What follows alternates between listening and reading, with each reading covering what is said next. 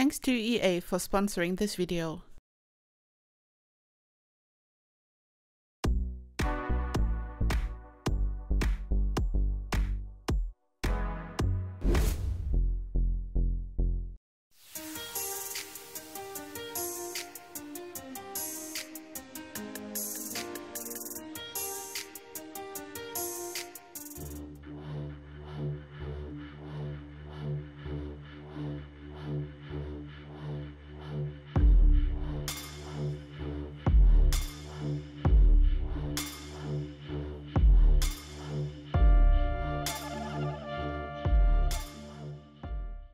Hey lovelies, it's Kate. Welcome back to another Sims 4 video.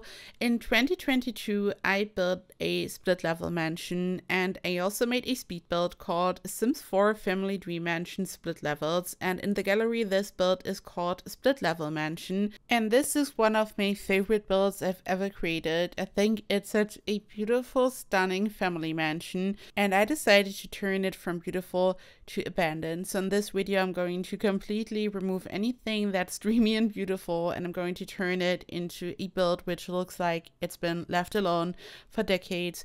And the amazing L Waves left a comment about this, I think, giving a recommendation to just turn a mansion into an abandoned build. So let's see how I'm turning this build into a abandoned mansion. But before we continue, I just wanted to remind you that you can use my creator code Emerald in the EA app and thesims.com. You can use my code at checkout. Simply click on apply promo code and type in code Emerald to support me and my channel. I get a 5% commission, and during sales I get a 7% commission. There is currently a Black Friday sale which you don't want to miss. You can here see that you can save a lot on different Sims 4 packs, so make sure to check out the sale in the EA app and thesims.com. I've used the roof swatch from Werewolves to turn the old roof swatch into one that just looks overgrown, so it looks like there's moss on top. And I think the Werewolf pack in general is amazing for abandoned builds. And I also wanted to make the pool empty, so the water is gone, evaporated, and we only have a basement. So I simply built a basement and removed the ceiling, because a pool is basically just a basement filled with water. I then changed the floor color, the floors also from the Werewolves pack. I then placed the pool ladder where it's supposed to be, and I also displaced some of the items. Like, my idea was, it's been left alone for so long, so maybe some people had a party there, people explored the abandoned build, so some of the furniture was moved around, some of the furniture is gone. So I started to move different objects around. I'm also going to remove some stuff because maybe some of the objects were just taken and they are gone. I didn't put a lot of thought into this on purpose. I wanted the furniture to be really scattered and random, so I didn't want to place them in the perfect spot. I really wanted this to reflect a situation where the furniture was just put somewhere. I also changed the floor in other areas. This floor is just perfect for this. And again, more moving around of furniture. I think especially placing some chairs randomly and leaving the table at an angle like this really makes it look super random and really realistic. I then also replaced the pool at the bottom with a basement, so I simply replaced it, removed the ceiling and everything. I really feel like having an empty pool where you just place some stuff on the inside really adds to the abandoned vibe, so this is something I can really recommend if you want to create a abandoned mansion. I then used the terrain paint because everything is looking so lush and green and happy, and I really wanted everything to look kind of left alone. Some of the plants have died, same for the trees, and also the lawn, of course. So I just used this beautiful terrain paint to make it look a bit old and left alone. I'm also going to replace some of the trees, as you will see, so the whole landscaping kind of turns from lush and green into left alone and dead. I then decided that the windows have to be boarded up, definitely. So this is a base game item from Debug. It's supposed to be a fence. I just sized it down, and I'm now placing these objects in front of the window so it really looks boarded up. So someone was really preparing maybe for the zombie apocalypse. Clearly it didn't save the garden, I have to say. It's completely it's just over. You just have to start over. Like demolish the garden and renovate everything. But yeah, maybe it protected the inside. I don't know. But I just thought I would raise them using 9, just the good old-fashioned way, and I just placed them in front of the window. I actually placed these in front of multiple windows, so it really gives like the boarded off zombie apocalypse vibe.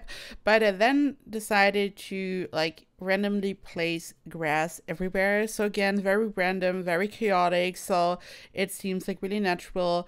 And this plant just took over the whole garden. Not the zombies probably, it's this plant causing all the issues. And yeah, just placed it everywhere, because when you think of a flower bed, for example, it's like overgrowing, so it's growing on the floor, and the floor's not in the best shape, and now it's like having an even harder time with all the grass. And I also placed it in the pool. As I said earlier, when you have an empty pool using a basement and you just place some random stuff on the inside, this is where the fun really starts. I even placed a base game debug car in one of the pools, as you can here see, and I always say that a build can tell a story, and I'm not really sure which story this tells, but I have a feeling that it's the type of story that the people who were part of this, like the party, probably forgot. Like they probably can't even remember. There is like a lot going on in this garden, let me tell you that. So yeah, there's the car in the pool, and no one knows how this worked. And so many plants, so much clutter. Like I'm not a clutter person, but I love to clutter a abandoned build. This is where I really like let myself go and place stuff everywhere, and there cannot be enough stuff. Like you cannot place enough stuff in an abandoned garden. You can just throw anything on this. It just sticks and it works. Like it doesn't matter what it is, maybe Bob pancakes, pancake mix, or Don Lotharius gym equipment, or maybe, I don't know, Judith Ward's golden trophy from making movies. Like I don't know, it really doesn't matter. But like on a more serious note, I really love abandoned builds, like real life abandoned builds, and I follow some of the like pages where they post some pictures, and I really love the ones which are like extremely well preserved. They're like a time capsule, and you can really see that sometimes life just stopped and everything is left where it's supposed to be. But this happens very rarely, because most of the times people break in and they destroy everything and they throw stuff around, just like here in this build. Like sadly, this build here